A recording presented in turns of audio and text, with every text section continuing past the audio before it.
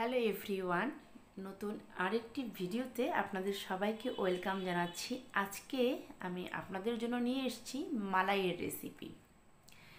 এটা হচ্ছে মালাই। অনেকেই মালাইটা চিনেন না বা মালাই কীভাবে বাসায় তৈরি করা যায় জানেন না। আজকে যারা মালাই চিনেন না তাদের জন্য আমি ভিডিওটা নিয়ে এসেছি যে কীভাবে ঘরে খুব সহজে মালাই তৈরি করতে হয়।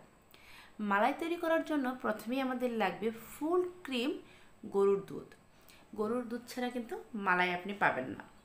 তাই মালাই তৈরি করতে গেলে আমাদের অবশ্যই গরুর দুধের প্রয়োজন। এখানে 2 কেজির মতো গরুর দুধ আছে। আমি গরুর দুধটাকে প্রথমে খুব ভালো করে আমি জাল দিয়ে নিচ্ছি। এই দুধটাকে কিন্তু খুব ঘন করে একটু জাল দিয়ে নিতে হবে। আপনারা চেষ্টা করবেন দুধটাকে একটু ঘন করে জাল দিয়ে তারপর মালাইটা বের করে নেওয়া। এটা কিন্তু পাউডার মিল্ক দিয়ে হবে না, আপনাদের গরুর দুধটাই লাগবে। আমি গরুর দুধটাকে খুব ভালো করে জাল দিয়ে নিচ্ছি। অনেক রেসিপিতে কিন্তু মালাইয়ের প্রয়োজন হয়, আর ঘি তৈরি করতে গেলেও কিন্তু মালাইটা লাগে। আমাদের বাসায় আমরা ঘিটা বাসায় বানিয়ে থাকি, তাই আমি মালাই জমিয়ে তারপর সেই মালাই দিয়ে ঘি বানাই। এছাড়াও বিভিন্ন শাহি রান্নাতে কিন্তু মালাইয়ের প্রয়োজন হয়। বাজারে কিন্তু মালাই খুব সহজে কিনতে পাওয়া যায় না, কিন্তু আপনারা ঘরেই খুব সহজে এইভাবে মালাই তৈরি করে নিতে পারবেন। দেখুন দুধটা কিন্তু ভালো মতো একদম বলক চলে এসছে। আমি কিন্তু আগেই বলেছি দুধটাকে ভালো করে জাল দিয়ে নিতে হবে, তাহলে ভালো মতো একটা মালাই আমরা পেয়ে যাব।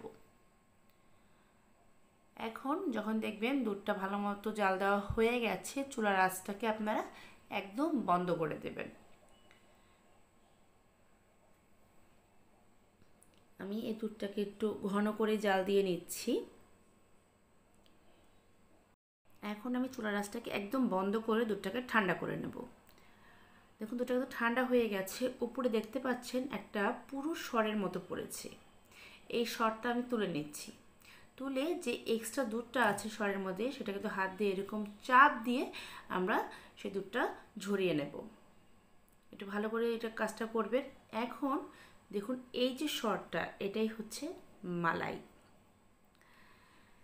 আমি আবারও এরকম করে দুধ জাল দিয়ে নিচ্ছি, জাল দিয়ে দুধটাকে ঠান্ডা করে নিচ্ছি। তারপর আবার আমি উপর থেকে যে মালাইটা আছে সেই মালাইটা আমি তুলে বের করে নিচ্ছি।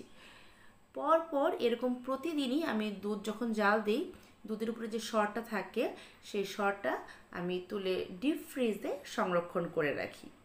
আপনারা চাইলে এরকম মালাই বের করে ডিপ ফ্রিজে সংরক্ষণ করে রাখতে পারবেন। তারপর এই দুধের যে সর বা মালাই দিয়ে আপনার পছন্দ মতো যে কোনো রেসিপি বাড়িতেই আপনারা তৈরি করে নিতে পারবেন। দেখুন আমার এক বল মালাই কিন্তু আমি তৈরি করে ফেলেছি। এটাই হচ্ছে মালাই। আপনাদের সাথে আমি আজকে এই মালাইয়ের রেসিপিটাই শেয়ার করলাম। সবাই ভালো থাকবেন।